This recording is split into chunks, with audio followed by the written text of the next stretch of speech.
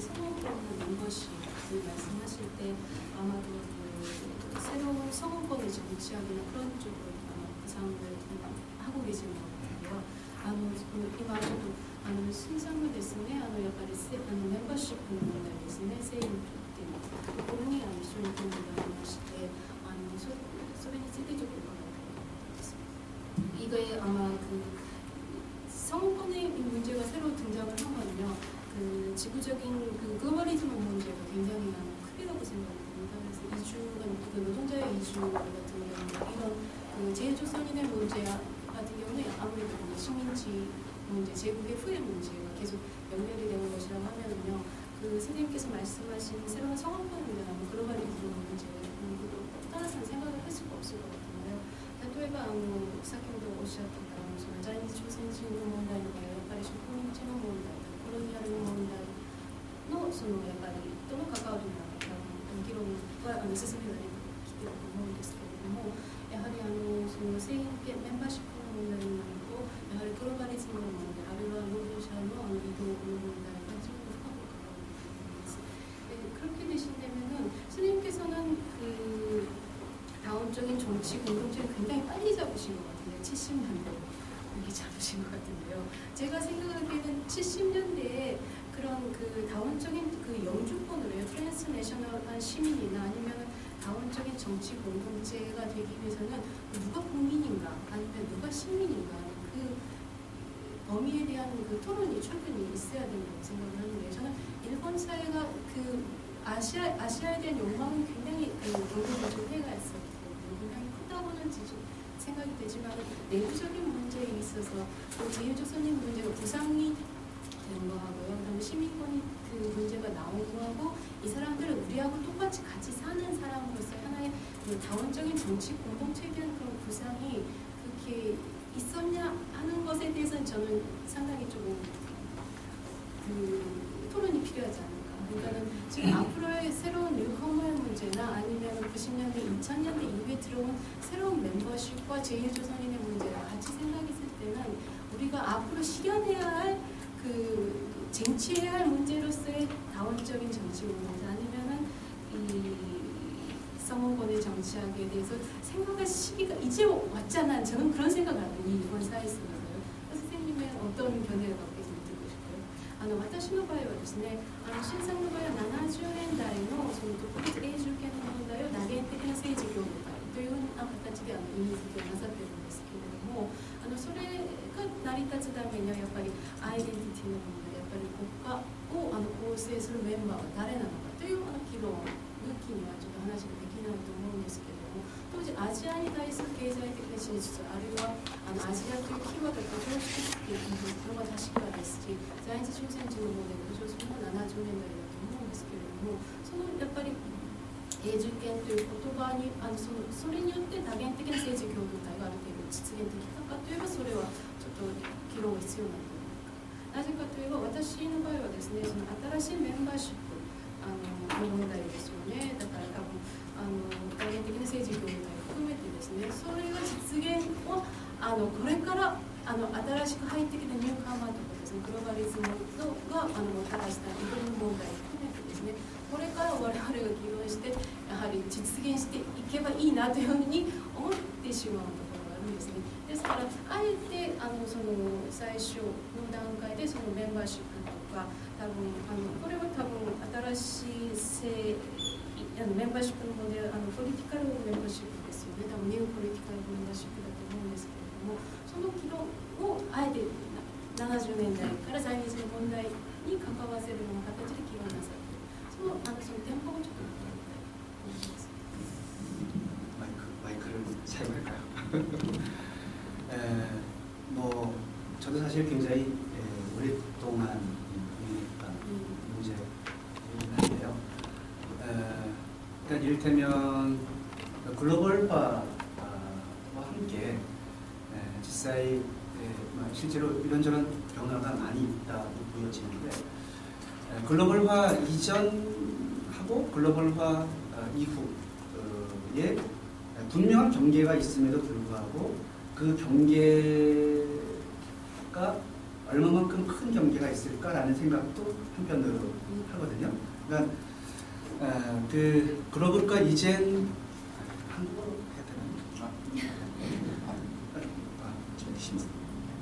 では両方やっていくこういうのまあどちらでも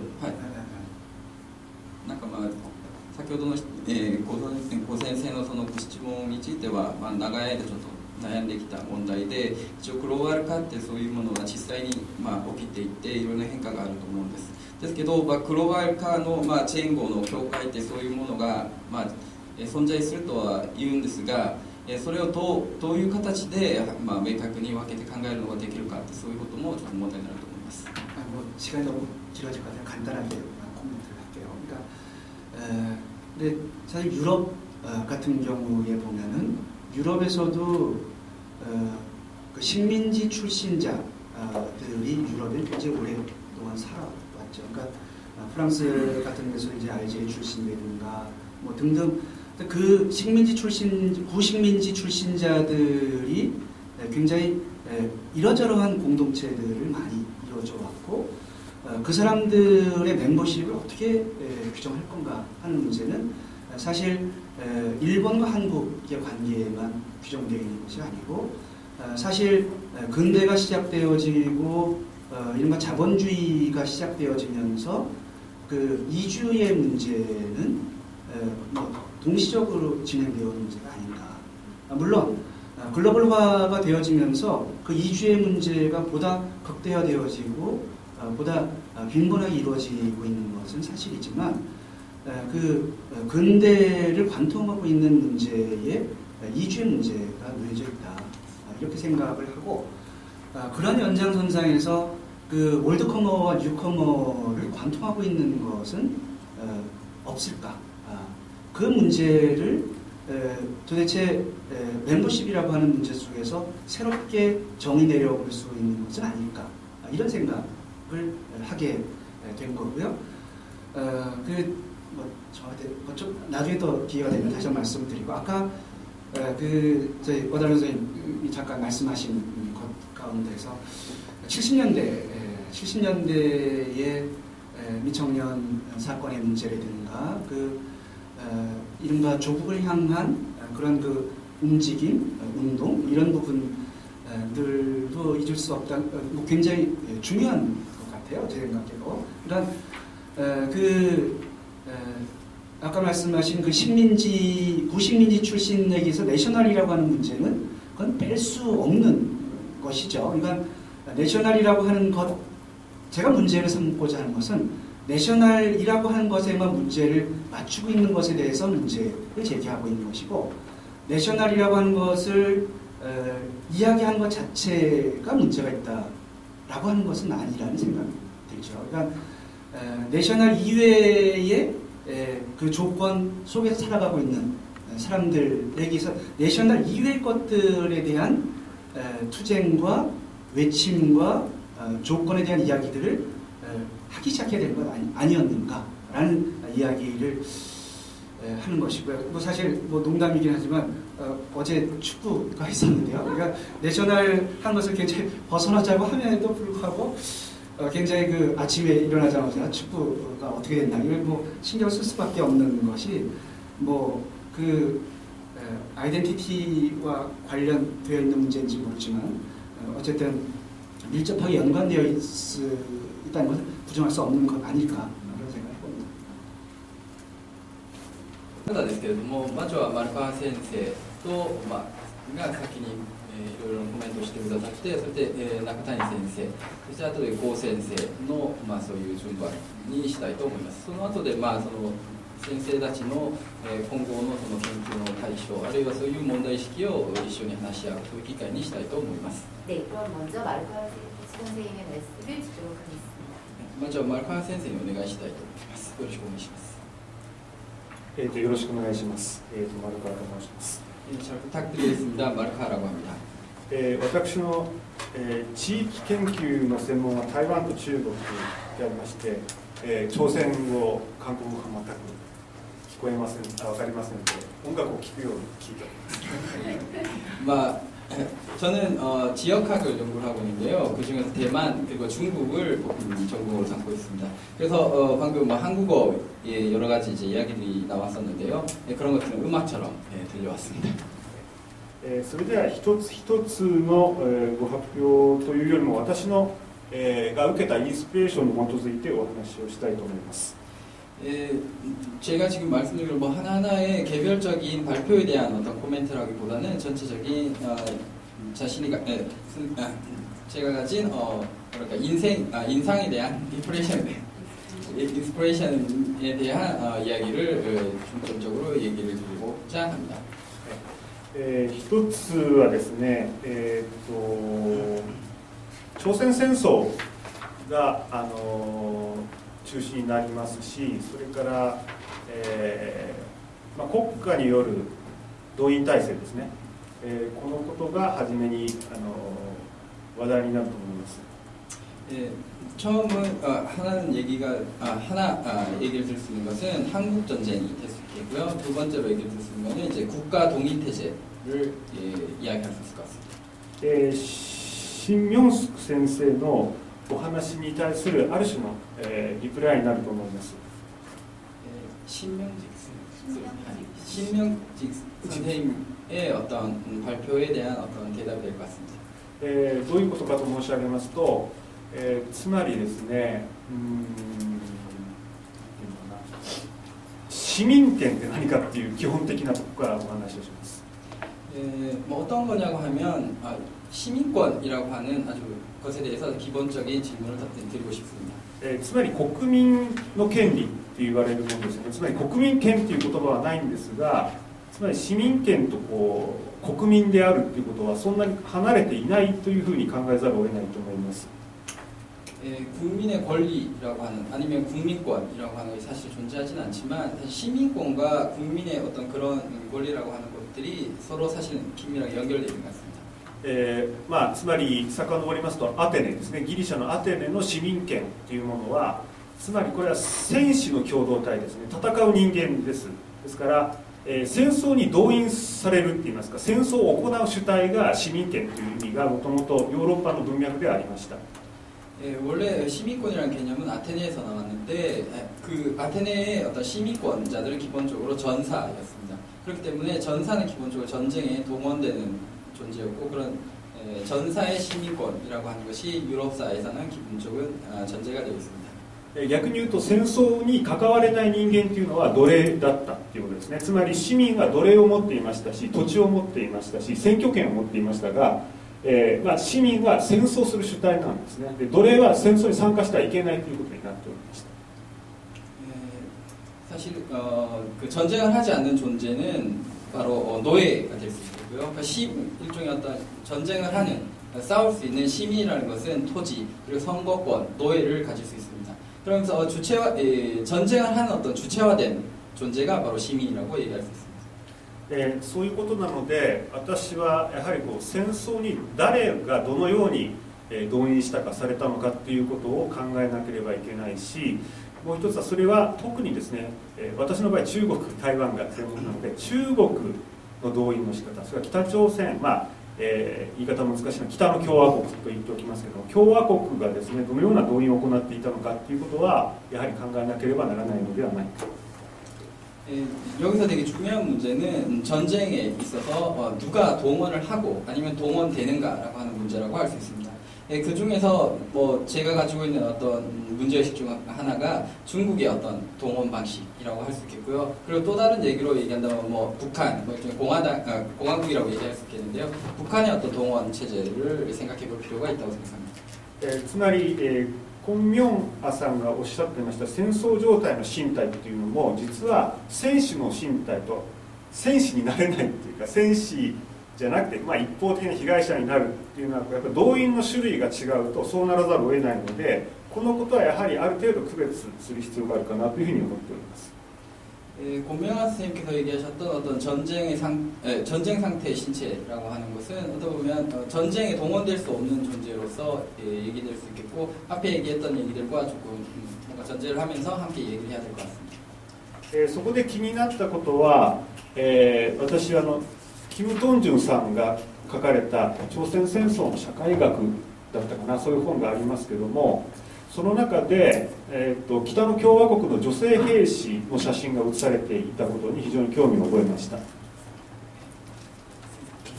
김동준さんが書いた 예, 여기서 되게 하나 어떤 재미있게 생각을 했던 것은 김동준 선생님께서 쓰신 어떤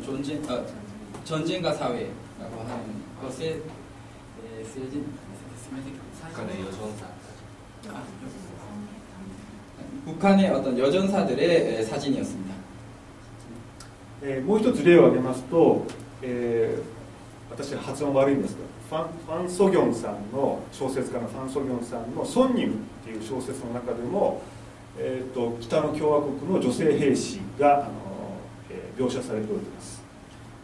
황석영의 손님에도 어떤 북한의 여성 전사에 대한 것들이 묘사되어 있습니다. そこで考えたいのはやはり女性が戦士になるっていう契機が北の共和国の場合にあったということがやはり証明されていると思います。 여기서 확인되는 것은 여성이 전사로서 인정되는 것이 북한에서 나타나고 있는 현상이라고 볼 수 있습니다.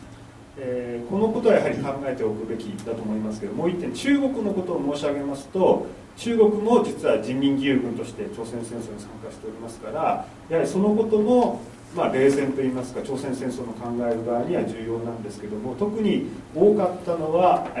朝鮮人部隊ですね。朝鮮人部隊がやはりかなり多く朝鮮戦争に動員されていたということがあります。彼らの地位がどういうものであったのかということもやはり考えてみるべきことだと思います。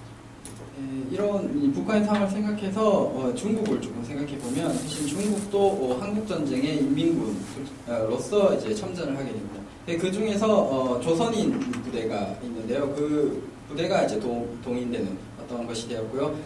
이 조선인 부대의 어떤 지위가 어떻게 되었는가를 생각해 보는 건 되게 재미있는 내용이라고 생각합니다. 想像されるのは戦時動員の先にですね、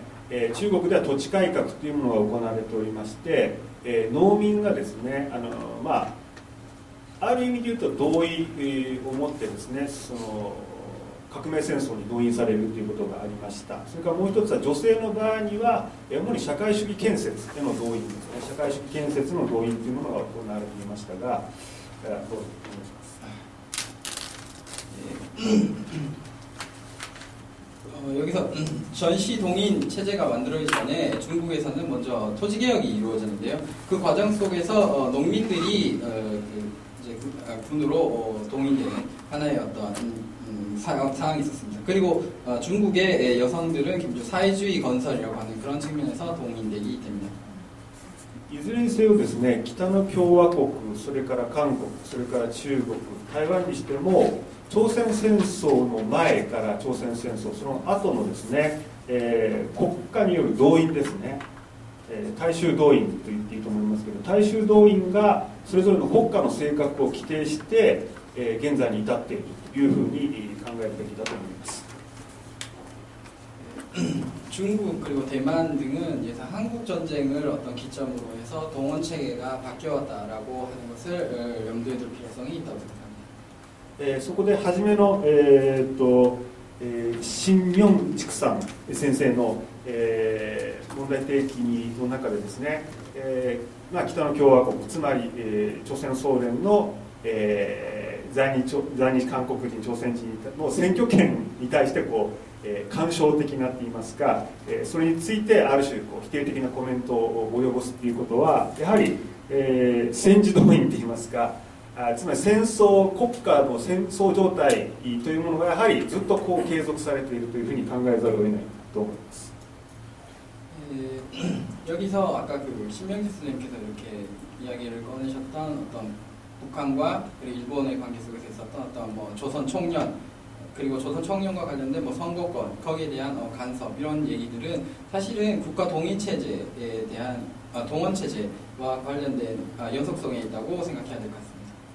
なぜならば日本にいる朝鮮籍の人、韓国籍の人がもしも日本の市民権を得る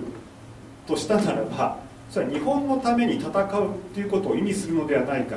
という疑惑があるのではないかと思います。それはアメリカ合衆国が常にそういう形で、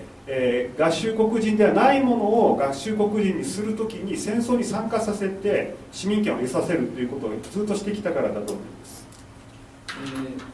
왜냐하면 일본에 있는 조선인들에게 시민권을 부여한다는 것은 사실 일본을 위해서 일본이라는 국가를 위해서 싸우게 만드는 어떤 그런 것과 긴밀한 관련성을 가지게 됩니다. 예를 들어서 미국은 이제 기본적으로 전쟁에 동원시키는 것을 통해서 시민권을 부여하는 그러한 현상이 있었습니다. まあ、結論は簡単なんですけども、もし日本がもう一回戦時状態といいますか大衆動員で、つまり徴兵制を復活させているとするならばその日本の市民権を得た人間も戦士にならなければならないというふうに、考えざるを得ない北の共和国側の立場からするとそういうふうに考えざるを得ないということがあると思います。その意味で朝鮮戦争は終わっていないということになると思います。 결론은 되게 간단하다고 얘기를 드릴 수 있겠는데요. 혹시 이제 일본에서 이제 전쟁이나 전시 상황이 이어지게 되면 사실 시민권을 얻고 있는 사람들을 이제 대중동원할 수밖에 없겠고 어떤 의미에서 징병제가 부활하지 않을 수 없는 상황이 된다고 할 수 있습니다. 그런 의미에서 시민권을 갖고 있는 사람들은 어떤 전사가 될 수밖에 없겠고요. 그런 의미에서 이제 북한은 일본에 있는 조선인들의 어떤 시민권에 대해서 약간 생각을 염두를 두고 있고 그러한 또 다른 의미에서 한국 전쟁은 계속 이어지고 있다라고 이해할 수 있을 것 같습니다. ここからは日本の話になりますけれどもつまり日本は、いわゆる国軍ではなくて自衛隊となっておりますがこれはアメリカ合衆国の軍隊が日本にいることによってそのサブ軍隊っていう立場設定だと思いますね、まあ、奴隷の軍隊といいますか。はいどうぞ。 지금부터는 좀 일본에 대해서 얘기를 하려고 하는데요. 일본은 예를 들어서 뭐 국군이나 그런 것이 아니라 자위대로서 군대가 존재하고 있습니다. 자위대는 기본적으로 미국의 군대가 있다는 그런 것에 전제를 하고 부차적인 어떤 의미에서의 군대라고 할 수 있습니다. 뭐 다르게 얘기하면 어떤 노예적인 어떤 군대라고 할 수 있습니다. そこでやっぱり比較しなければいけないのは韓国の軍隊の性格と日本の自衛隊の性格はアメリカ合衆国米軍との関わりの中でどういう位置にあるかっていうことだと思います。 여기서 비교를 좀 해야 된다고 생각하는 것은 한국에 있어서의 한국의 어떤 군대라고 하는 조직과 그리고 일본의 어떤 자위대가 미국이라고 하는 미국의 군대와 어떤 식으로 관련을 맺고 있는가를 생각해봐야 된다고 생각합니다. それを付け加えるならばつまり日本の場合にはいわゆる、憲法9条っていう概念とそれから日米安保っていう概念が実は矛盾しながら共存するという一つの状態だからだと思います。 일본 같은 경우는 헌법 구조와 그리고 미일 수호조약이 관련돼서 사실 이 두 가지가 되게 모순된 상황 속에서 상황이 진행되고 있다고 얘기할 수 있습니다. そういうことでこの話は一つのポイントです。二つ目のポイントに入りたいと思います。 지금까지 말씀드렸던 얘기가 첫 번째 포인트라고 할 수 있겠고요. 지금부터 이제 두 번째 포인트에 대해서 말씀드리고 싶습니다. もう一つのポイントはですね、やはりコン・ミョンハさんがおっしゃった翻訳可能性不可能性っていう問題それから、移行ですかね移行の可能性不可能性っていう問題です。 두 번째로 이제 문제를 삼고 싶은 것은 고명환 선생님께서 말씀하셨던 어떤 번역 가능성 그리고 번역 불가능성 그리고 이행 가능성, 이행 불가능성에 대해서입니다. つまりですね、言い方難しいんですけどやっぱり朝鮮半島の場合にはまあ同じ言語だと思うんですけど、北と南とねただやっぱり移動があったイデオロギーの移動あるいは地図の移動っていうものがあってこの間をどのように考えるかっていうことは一つ重要な問題だと思います。 좀 이 말씀드리기가 사실 조금 복잡하게 어렵다고 생각을 하는데요. 사실 한반도 내에서 사실은 한반도 전체적으로 언어와 동일하다고 생각할 수 있겠지만 사실적으로 언어가 약간 이동 아니면 여러 가지 양상을 띠고 있다고 볼 수 있을 것 같습니다. そこでもう一つの、移行の不可能性はやはりいわゆる戦時状態から平時状態というような形でつまり、熱戦から冷戦に冷めていくっていう時にやはり一つの移行が生まれたっていうことがあると思います。 방금 전에 제가 얘기를 약간 빠뜨리긴 하는데요. 그래서 한반도에 약간 이데올로기적인 문제가 있다 이런 얘기를 하셨습니다. 다시 얘기를 하면 그 전시상 지금 한국 한반도의 경우는 지금 전시 상황에서 지금 어떤 평범한 평시 상황으로 지금 박혀 있고요. 이런 현상은 사실 아까 계속 나왔던 열전과 냉전으로 이행되는 그런 과정이라고 얘기할 수 있을 것 같습니다. もちろんやはりこれは植民地時代からそれから韓国と北の共和国が独立した後っていう形での、移行というものが大きな前提話の前提にはなると思います。 물론 이런 이야기의 또 다른 어떤 전제로 보는 것은 이제 식민지기에서 그리고 이후에 어떤 북한의 어떤 독립 그리고 한국의 독립 이런 부분이 이행되는 과정이 있다고 얘기할 수 있습니다. これが時間軸だと思いますね。で、空間軸で申し上げますと、先ほど言いましたけれども、南北朝鮮の北と南っていうのがありますけど、もう一つは韓国と日本との間の移動っていうものがありますね。 방금 말씀드렸던 어떤 식민지 시대와 분단 이후의 상황은 사실 시간축이라고 얘기할 수 있겠고요. 그리고 한반도 내부에 존재하는 이데올로적인 두 가지의 국민국가는 공간축이라고 얘기할 수 있습니다. 그리고 또 하나의 어떤 공간축으로서 일본이라고 하는 공간을 생각할 수 있을 것 같습니다. ここのところでやはりもう一つ気にかかることはまた原理論的なことなんですけど、シン・ミョンシク先生がおっしゃったことなんですが、遺留っていう問題と定住っていう問題がやはり出てくると思いますね。移住そのままじゃないですね。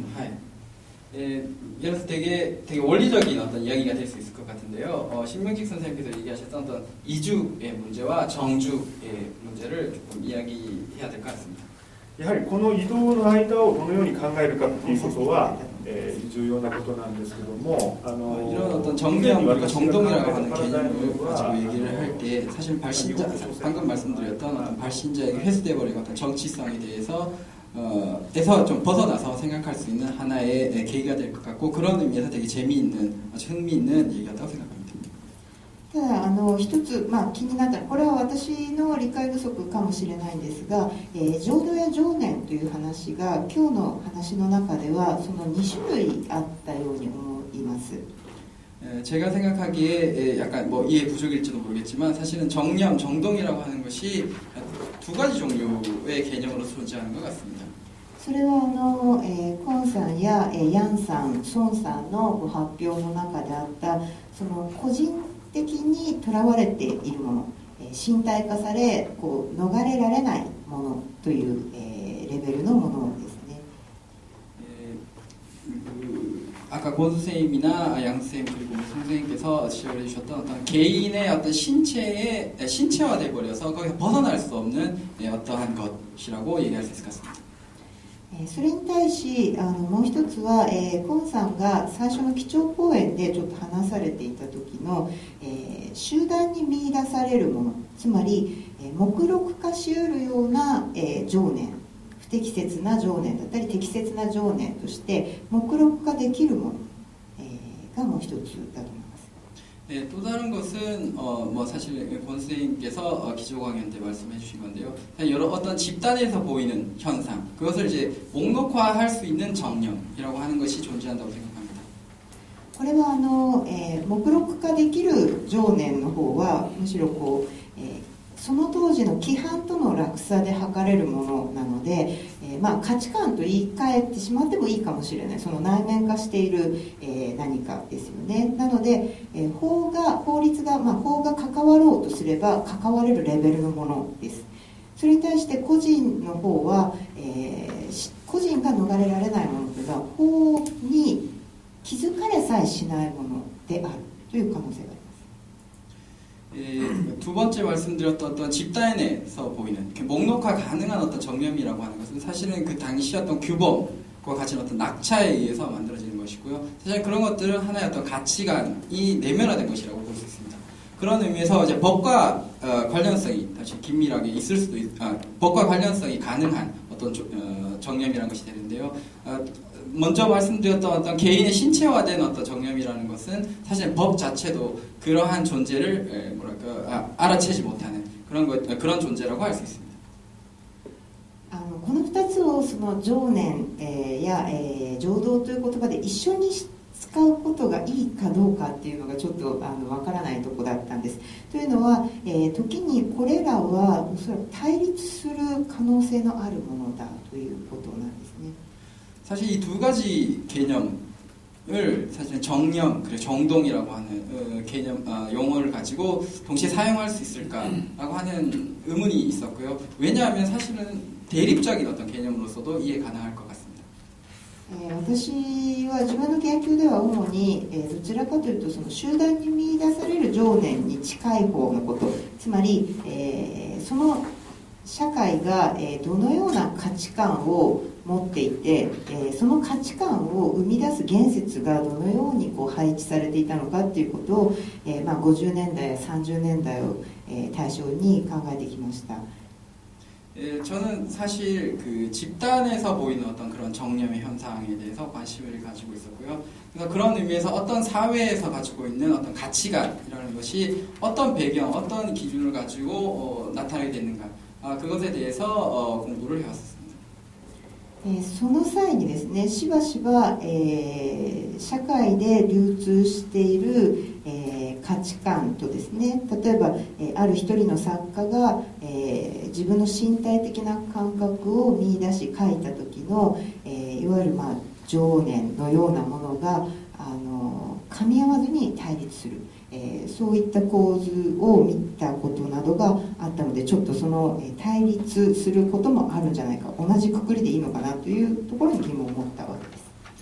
사실 그러한 이제 연구의 과정 속에서 자주 좀 목격하게 된 것은 어떤 사회에서 유통되고 있는 가치관과 어떤 개인 작가가 쓴 정념적인 어떤 그런 부분들이 대립하고 있는 부분들이 자주 발견이 됐었습니다. そこでその、これはコンさんやヤンさんの多分発表への、質問にもちょっとなるんだと思うんですけれども、今日のお二人の発表は、こう意向が起きざるを得ない時に、その敷居とか、間でこう、そこに佇んで、言語化し得ない情念というものが表現されている、そういう作品を扱われて論じていたんだと思うんですけれども、 아마 권 선생님과 양 선생님에게 질문이 될 거라고 생각이 되는데요. 사실 이런 어떤 이행이라고 하는 것이 일어나지 않을 수 없는 상황 속에서 언어화가 불가능한 어떤 정념이라는 것이 그러한 작품 그리고 작가를 다루었다고 생각이 되는데요. だからその式あるいは境目で情念を表しているとはいえ、そう読める作品はそう読めるわけですが、けれどその作品が発表され、読まれる、状況ですね、つまり受容される場においては、おそらくその移行後の社会に向けたパフォーマティビティみたいなものが絶対含まれていると思うんですね。今日はそのあたりの、お話が割と少なかったので、そのどうしても作家個人の、こうなんて言うんでしょうか、